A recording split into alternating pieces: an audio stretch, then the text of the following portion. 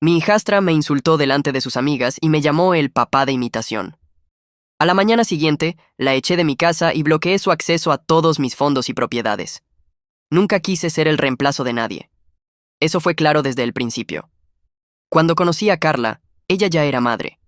Su hija, Yada, tenía 12 años, lo bastante mayor para estar a la defensiva y lo bastante joven para anhelar estabilidad. Yo no intentaba ser su padre. Nunca me presenté de esa manera. Nunca lo exigí. Nunca pedí ese título. Todo lo que quería era estar allí, constante, presente, alguien que no desapareciera cuando las cosas se pusieran incómodas. Carla era hermosa, ambiciosa, y acababa de salir de un divorcio brutal. Yo estaba en un buen lugar, tenía mi propio negocio, una casa tranquila, sin hijos.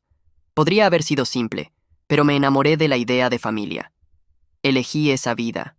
Las elegí a ellas. El primer año, Yada apenas me hablaba si no la animaban a hacerlo. Solo asentía, ponía los ojos en blanco o gruñía. Carla decía que era normal. Es protectora, solía decir, acariciándome el brazo para tranquilizarme. Ya se acostumbrará. Así que esperé. La llevaba a la escuela, me sentaba en conciertos escolares, pagaba cada cosa en la que su padre biológico jamás se presentaba. No me importaba. Me repetía que el respeto no se regala, se gana. Y Dios, cuánto intenté ganármelo. Cuando quiso una fiesta de cumpleaños con temática de caballos, construí un establo improvisado en el patio. Cuando reprobó matemáticas, contraté un tutor privado.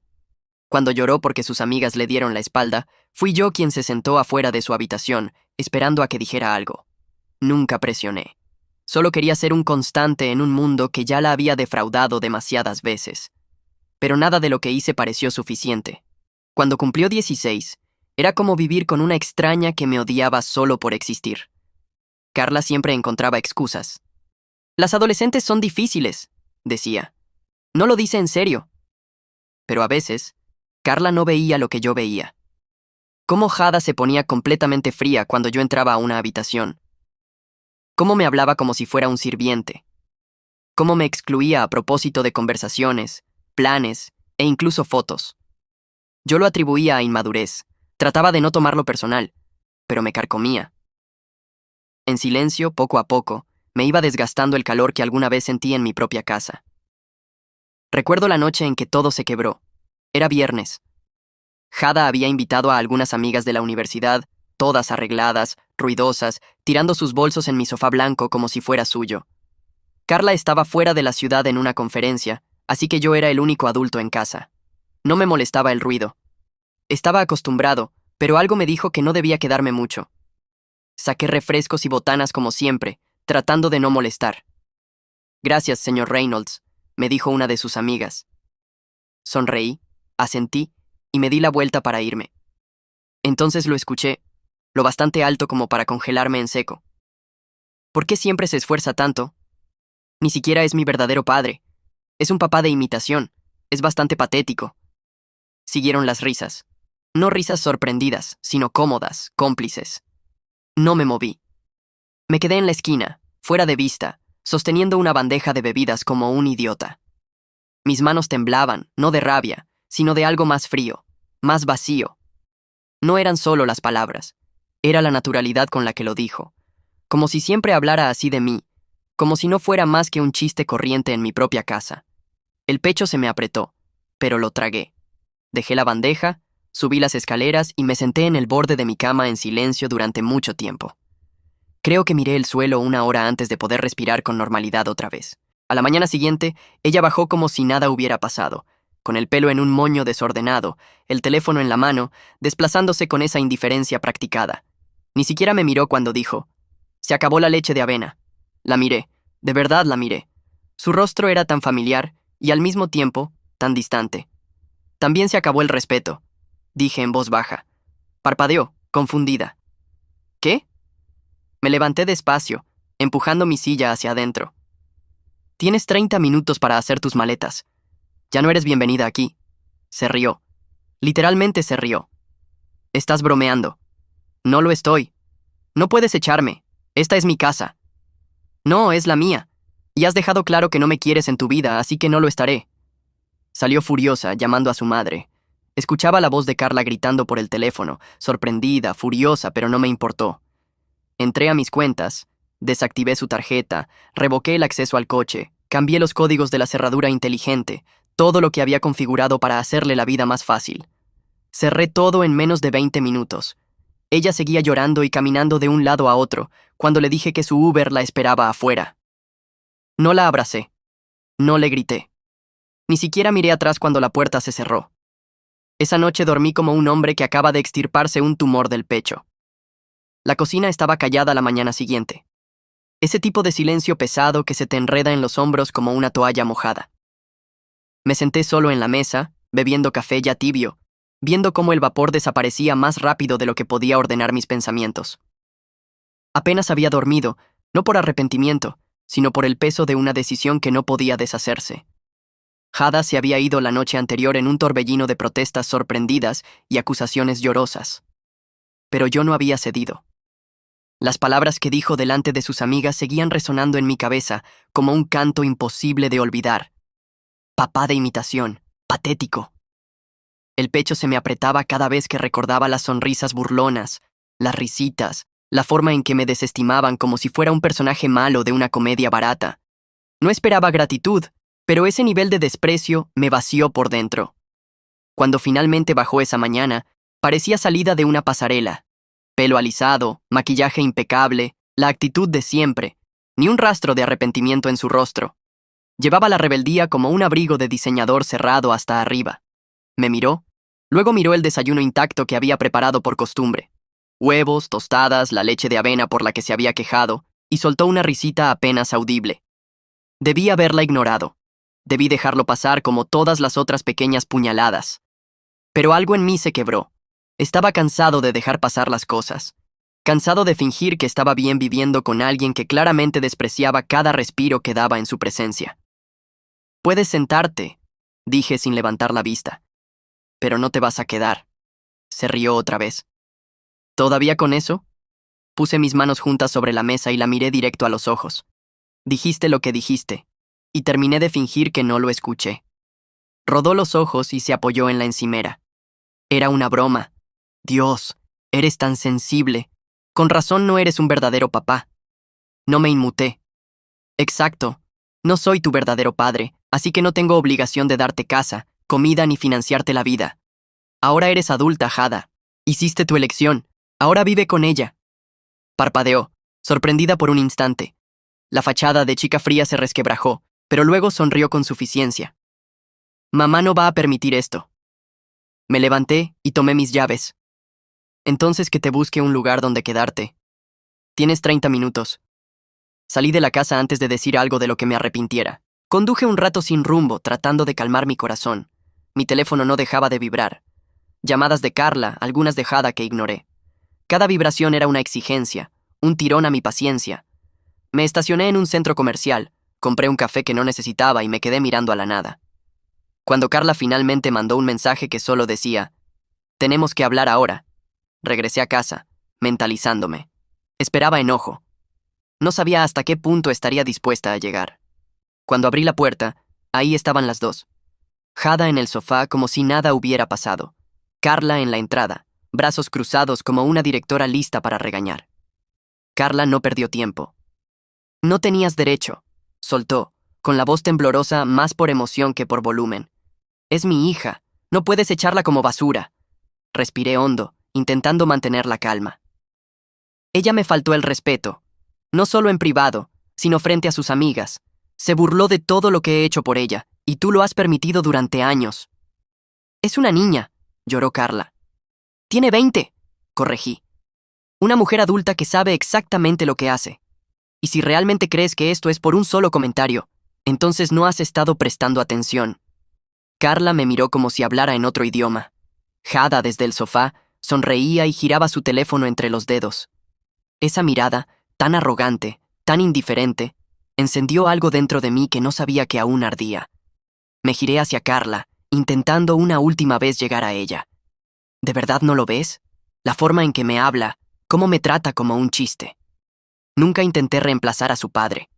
Solo intenté ser un hombre decente en su vida, y ella no ha hecho más que escupirme en la cara por ello. Está pasando por cosas, gritó Carla. ¿Crees que es perfecta? Ha estado luchando con su identidad, con presión, con ser responsable. Exacto, la interrumpí. Nunca ha tenido que enfrentar consecuencias, y ahora que las tiene, tú actúas como si yo fuera el villano. Cada se levantó, brazos cruzados. Actúas como si fueras un héroe. Compraste cosas, ¿y qué? Eso no te convierte en papá.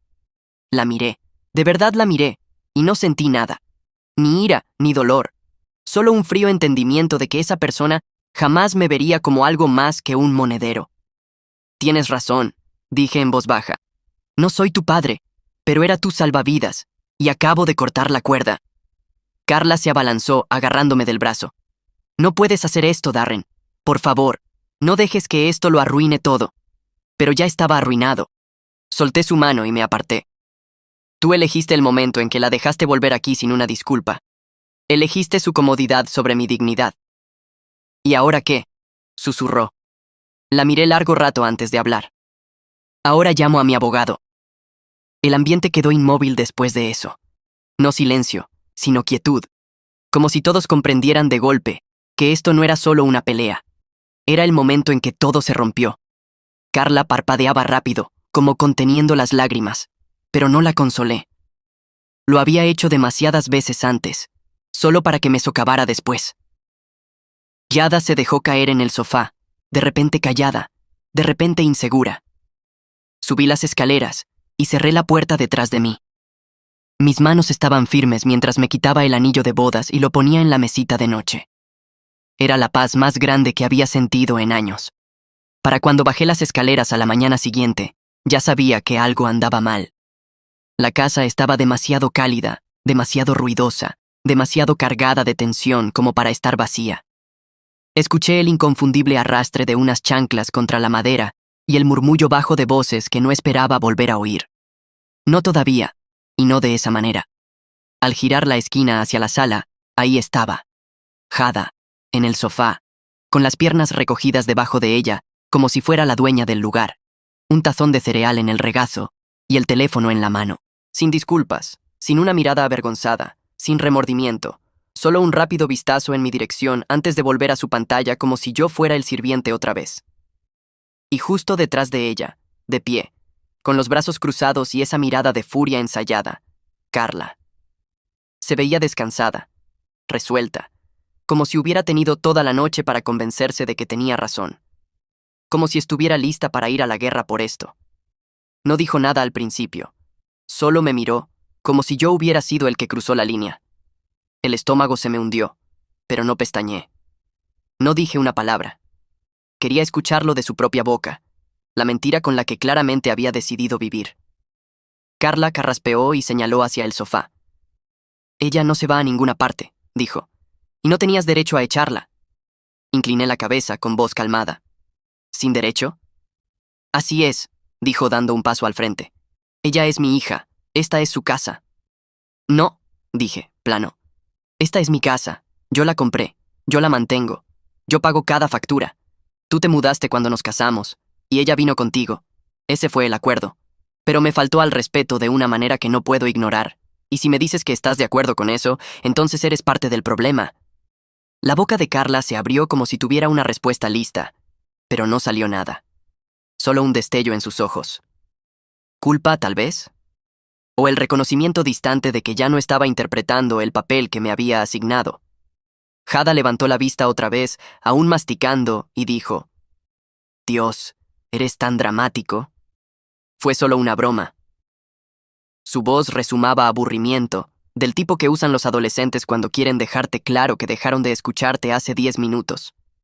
Sentí cómo me subía el pulso, pero lo mantuve enterrado. No tenía sentido gritar. El mensaje ya había sido entregado. Ahora era momento de actuar. No tienes derecho a tratarme como una broma y luego vivir de mi dinero, le dije a Yada sin alzar la voz. Esos días se acabaron. Jada se levantó, aún con el tazón en la mano. ¿Crees que quiero algo de ti? Por favor, quédate con tu dinero. No te necesito. Asentí una vez. Perfecto. Entonces no te importará irte de nuevo hoy. Carla se interpuso entre nosotros. Ella no se va. Si crees que vas a intimidar a mi hija para que salga de su propia casa... No estoy intimidando a nadie, interrumpí. Estoy estableciendo límites, y si no estás dispuesta a apoyarlos, entonces quizás tú también deberías hacer una maleta. El aire en la sala cambió después de eso. Se volvió más pesado, más espeso, como si la verdad finalmente se hubiera presentado y nadie supiera cómo respirar a su alrededor. Carla me miró atónita. Por un segundo, creo que realmente no creyó que lo decía en serio. Pero lo decía. Cada maldita palabra. Pasé junto a ambas, agarré mi teléfono de la encimera de la cocina y salí. Ni siquiera necesitaba llamar de nuevo a mi abogado. Ya habíamos revisado el acuerdo prenupcial cuando las cosas empezaron a desmoronarse meses atrás. Él solo estaba esperando mi luz verde y se la di, de pie, descalzo, en mi propio patio trasero mientras mi matrimonio se derrumbaba adentro. Me quedé afuera casi una hora, el tiempo suficiente para sentir cómo el sol calentaba mi piel. El tiempo suficiente para escuchar los ruidos apagados de Carla caminando arriba y abajo, Yada dando un portazo, alguien arrojando algo que se rompió contra las baldosas. Pero no volví a entrar hasta que la casa estuvo en silencio. Necesitaba ese silencio. Necesitaba el momento para asimilar lo que acababa de poner en marcha. Cuando finalmente entré, Carla estaba en el comedor con la cabeza entre las manos. Me miró al pasar y susurró. ¿De verdad lo llamaste? Lo hice. Negó con la cabeza lentamente. Estás arruinándolo todo por una pelea. No, dije. Estoy alejándome de años de falta de respeto. Esa pelea solo me recordó que merezco algo mejor. Subí, empaqué una bolsa pequeña y reservé una habitación en el centro. No quería quedarme en esa casa con ellas. Ya no. No se sentía como un hogar. No lo había sido en mucho tiempo. Y ahora sabía por qué. Me detuve en lo alto de las escaleras, escuchando por signos de vida, pero no había nada. Ni pasos, ni palabras. Solo una quietud demasiado familiar. Salí. Cerré la puerta con llave y no miré atrás. En el hotel, me tumbé en la cama, completamente vestido, mirando al techo. Mi anillo seguía en la mesilla de noche en casa, y no lo extrañaba. Pedí una bebida en el bar de abajo, y la dejé intacta en la mesa junto a mí. Mi teléfono vibraba con mensajes. Carla pidiéndome hablar, Shada enviando textos crípticos de una sola palabra como «en serio» y «guau». No respondí. Bloqueé a ambas por esa noche. Necesitaba el silencio más que nada. Esa noche dormí mejor que en años. No porque estuviera feliz, no porque me sintiera reivindicado, sino porque, por primera vez, sabía que finalmente me había defendido. Había trazado una línea, y estaba dispuesto a ver arder al maldito mundo entero si eso significaba no volver a cruzarla. La cosa con la guerra real, es que nadie sale limpio. Incluso cuando tienes razón, incluso cuando trazas tus límites con precisión quirúrgica, las secuelas dejan metralla en lugares donde no sabías que podías sangrar. Me marché del hotel 3 días después de mudarme. No porque estuviera listo para volver, sino porque el hotel empezó a sentirse más como un búnker que como un refugio. Paredes estériles, sonrisas forzadas en la recepción, el olor de sábanas demasiado blanqueadas. Todo me recordaba que estaba en un limbo, no en una liberación. Así que volví a casa, no para reconciliarme, no para ceder. Volví porque era mi casa. Y que me parta un rayo si iba a dejar que 2 personas desagradecidas la tomaran como rehén. Cuando entré, medio esperaba una tormenta. Maletas listas, voces alzadas, Carla exigiéndome que reconsiderara. Jada lanzando más veneno desde detrás de su teléfono. Pero la casa estaba en un silencio mortal. Luces apagadas, cortinas corridas. El tipo de silencio que solo escuchas cuando la gente o se ha rendido, o está planeando su próximo movimiento. Encontré a Carla en la cocina, bebiendo vino a las 10 de la mañana como si fuera jugo de naranja. No levantó la vista cuando entré. Solo dijo, «Tu abogado me llamó». Su voz era plana, quebradiza. No dije nada. Dio otro sorbo. «Así que ya está. 20 años juntos y ya terminaste». Dejé que la pregunta colgara en el aire. 20 años. Eso fue lo que dijo. Pero yo recordaba 10 de esos años caminando sobre cáscaras de huevo, tratando de no interrumpir la cuerda floja que ella equilibraba entre la maternidad y la evasión. Finalmente respondí despacio, con firmeza. «No he terminado. Estoy empezando por fin». Golpeó la copa contra la mesa, el vino salpicando por los bordes. Me estás castigando por su comportamiento. Negué con la cabeza. No, te estoy responsabilizando por permitirlo. Le permitiste faltarme el respeto durante años. Pusiste excusas, minimizaste mi dolor. Me dijiste que lo dejara pasar como si yo fuera demasiado sensible. Elegiste la comodidad en vez de la verdad, y ahora te sorprende. Yo ya no voy a cargar con eso. Se levantó bruscamente, con los ojos ardiendo. Sabías en lo que te metías cuando te casaste conmigo. Yo era madre primero, asentí. Y lo respeté. Nunca te pedí que eligieras entre nos. Pero en el momento en que la trajiste de nuevo a esta casa después de lo que me dijo, tomaste tu decisión. El resto de ese día pasó como melaza. Sin gritos, sin lágrimas, solo dos personas caminando de puntillas alrededor de las ruinas de lo que solía ser un matrimonio. Radha no salió de su habitación ni una vez. Sabía que aún estaba en la casa porque el registro del Wi-Fi mostraba su teléfono conectado todo el día. Eso, y que escuchaba música a través de su puerta. El tipo de música pasivo-agresiva a todo volumen, que se supone debe dejarte claro que está bien, que no le importa, que está ganando. ¿Pero ganando qué? Eso era lo que me preguntaba una y otra vez. ¿Qué juego creía estar jugando? ¿Y cuál era exactamente el premio? ¿Una casa? ¿Dinero? ¿La satisfacción de ver a alguien que intentó cuidar desmoronarse bajo el peso de su desprecio? Unos días después, llegaron los papeles. Carla no lloró. Ni siquiera se inmutó.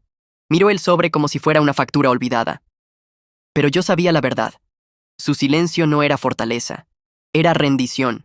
No le quedaba lucha porque, en el fondo, sabía que yo había hablado en serio en cada palabra. El prenupcial era a prueba de hierro. Mi abogado se aseguró de eso antes incluso de comprometernos. En aquel entonces, Carla lo llamó poco romántico y frío, pero yo le dije que era claridad. Había construido mi vida antes de ella, y no iba a arriesgarme a perderla en nombre del amor. Ella lo firmó a regañadientes. Ahora, ese papel era lo único que me protegía de perderlo todo frente a personas que me trataban como un cajero automático con sentimientos. Las secuelas se propagaron más rápido de lo que esperaba. Amigos, vecinos, conocidos en común, todos tenían opiniones. Algunos me escribieron en privado diciendo cosas como: «Siempre pensé que Jada era un poco excesiva», o «La verdad, bien por ti, hombre». Otros se pusieron del lado de Carla, al menos en público. Su hermana publicó un estado críptico en Facebook sobre hombres que abandonan sus responsabilidades y falsos padres de mentira. No respondí. No necesitaba hacerlo. Las personas que me conocían, que realmente me conocían, ya entendían. Habían visto la manera en que Yada me hablaba en reuniones familiares, cómo Carla se reía o decía: «Solo está jugando». Nadie la apartó jamás. Nadie me defendió. Ahora, de repente, todos tenían algo que decir. Fue un inquilino mío, Frank, un maquinista jubilado que vivía en uno de mis dúplex de alquiler, quien me dio la reacción más honesta.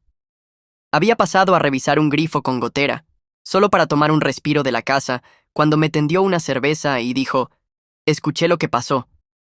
Me preparé para el juicio, pero él solo se encogió de hombros. «No estás equivocado.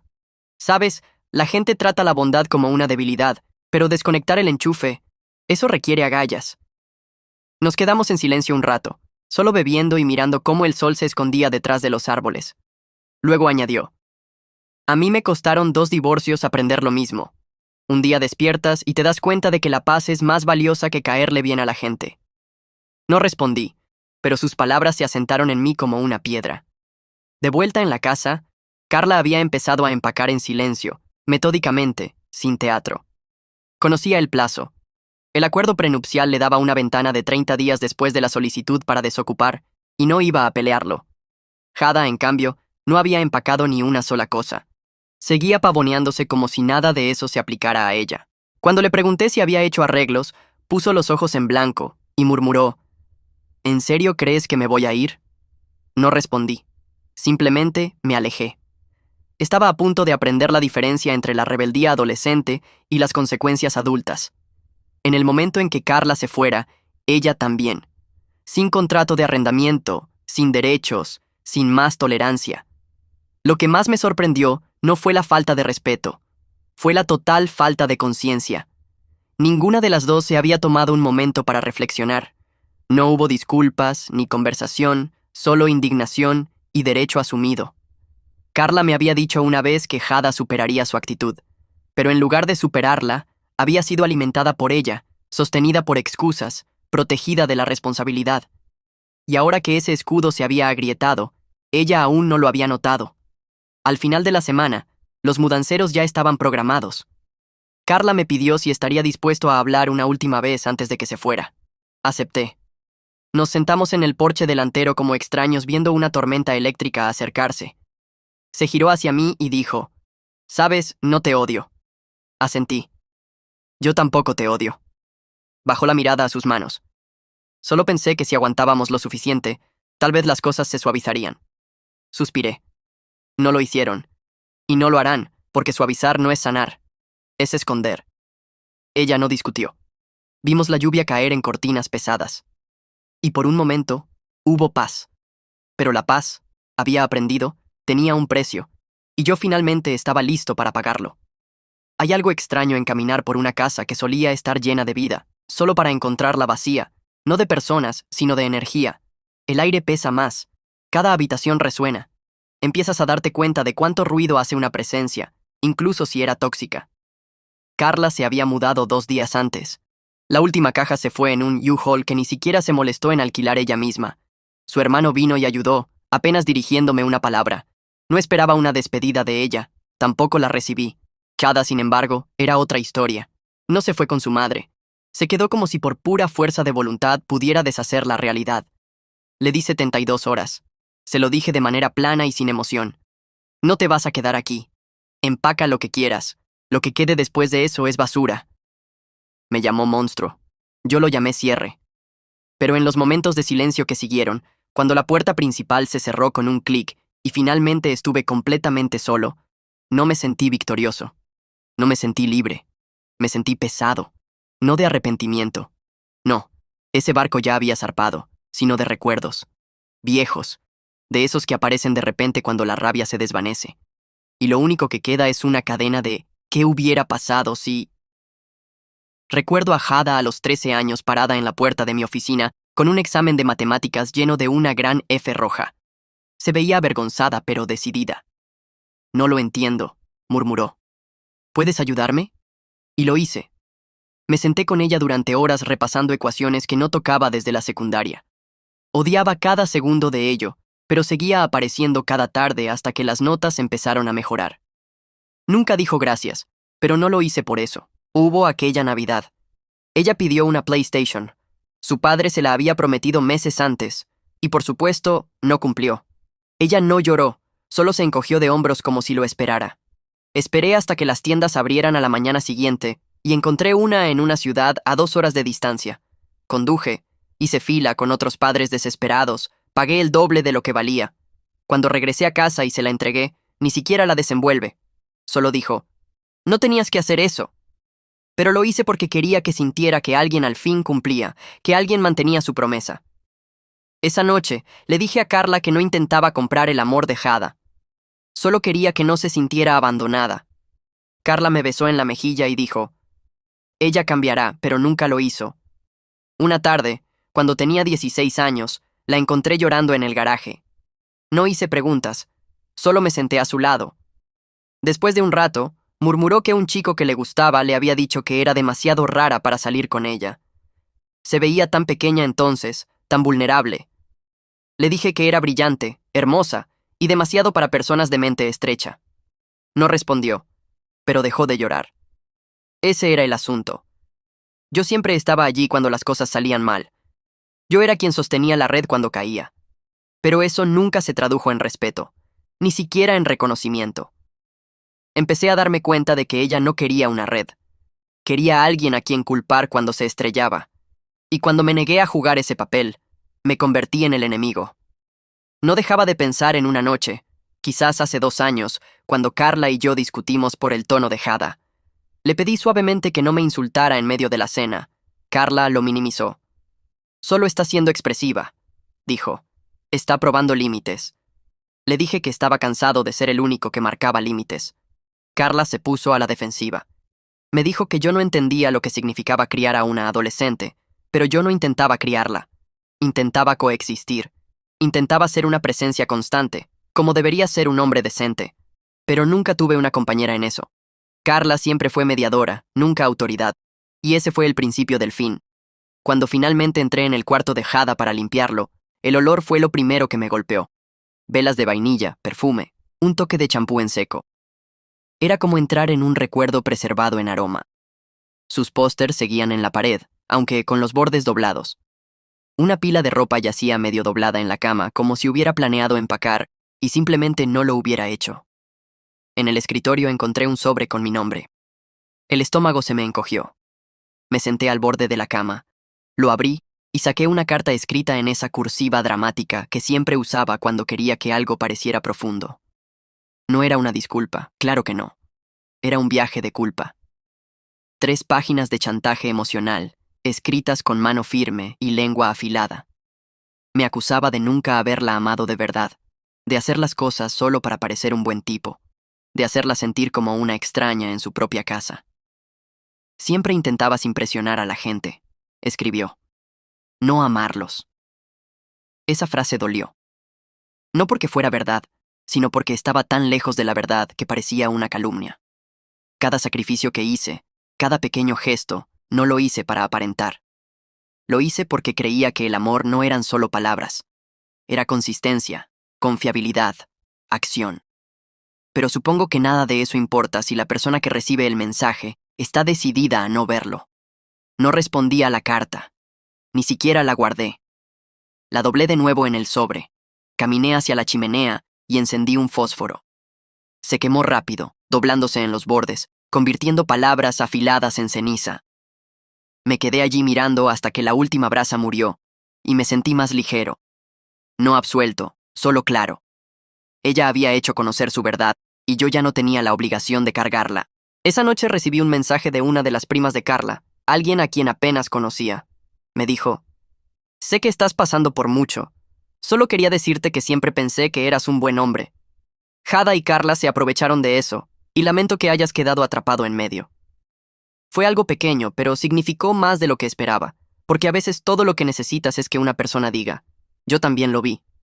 Me tomó casi una semana poder caminar por toda la casa sin detenerme en un umbral y preguntarme qué solía haber allí, qué energía, qué eco, qué versión de mí mismo. Hubo un tiempo en que esta casa me parecía demasiado grande para un solo hombre. Ahora se sentía justa. Cada habitación tenía una quietud que no se sentía solitaria. Se sentía ganada. Me movía despacio por ella, como alguien que se recupera de una cirugía. Sin televisión tronando de fondo, sin pasos golpeando las escaleras en desafío, sin puertas que se cerraban de golpe en lugar de conversaciones. Solo paz. Una paz pesada, sagrada, que me había costado casi todo lo que creía estar construyendo, pero que me devolvió algo mucho más importante: a mí mismo. La primera mañana que pasé verdaderamente solo, preparé café en silencio y me quedé descalzo sobre las baldosas de la cocina, mirando por la ventana el patio trasero que solía cortar a mano, solo para ahorrar unos cuantos dólares. Vi el viejo columpio que armé un verano cuando Yada dijo que extrañaba tener uno. Lo usó exactamente 2 veces, pero nunca lo desmonté. Durante años pensé: tal vez algún día traiga a sus propios hijos a este patio. Tal vez algún día vea lo que intentaba darle. Esa fantasía murió en el momento en que leí su carta. Y cuando finalmente desarmé ese oxidado columpio con una palanca, no sentí tristeza. Sentí liberación. Como si estuviera quitando algo que ya no pertenecía. Un recuerdo que ya no necesitaba fingir que significaba algo para los dos. Unos días después, doné 3 cajas de sus cosas viejas a un refugio local. Ropa que nunca usó, aparatos que nunca tocó, libros que jamás leyó. Me quedé con una foto, solo una, de los 3 en el lago durante un viaje de verano. Carla nos había hecho usar camisetas iguales. Jada parecía miserable, pero el sol iluminaba su cabello de tal manera, y había la más leve insinuación de una sonrisa en su rostro. Guardé esa foto no porque la extrañara, sino porque quería recordar que lo intenté, que de verdad lo intenté, que no me fui con ligereza ni crueldad. Me fui después de dar todas las malditas oportunidades que debían darse, y más aún. Cambié las cerraduras no solo porque tenía sentido legalmente, sino porque necesitaba el ritual. Necesitaba escuchar el metal encajando en su lugar y saber que ese espacio, ese santuario, ahora era mío. Sin más decisiones compartidas. Sin más mirar por encima del hombro buscando una validación que nunca llegaba. Fue una sensación extraña pararme en mi puerta con un juego de llaves nuevas. Como un hombre que por fin vuelve a casa, aunque nunca se hubiera ido realmente. Dormí mejor esa semana que en más de una década. Mis sueños fueron tranquilos. Sin rostros, sin gritos, solo silencio, y el zumbido de un aire acondicionado que ya no tenía que competir con el drama. Entonces, justo cuando las cosas empezaban a asentarse, recibí una solicitud de mensaje en redes sociales de Hada. La foto de perfil era reciente, ahora era mayor, un poco más refinada, pero la mueca seguía ahí. Su mensaje fue simple. Espero que seas feliz. Arruinaste todo. Eso fue todo. Sin saludo, sin fingir, solo una última puñalada de alguien que aún no podía admitir que había ido demasiado lejos. No la bloqueé de inmediato. Me quedé mirando el mensaje durante 10 minutos completos. Luego escribí. No arruiné nada. Me alejé de la falta de respeto. Si eso arruinó tu fantasía de apoyo infinito sin ninguna responsabilidad, entonces tal vez ya era hora de que se arruinara. Me quedé con el dedo sobre el botón de enviar. Luego lo borré. No necesitaba decir nada.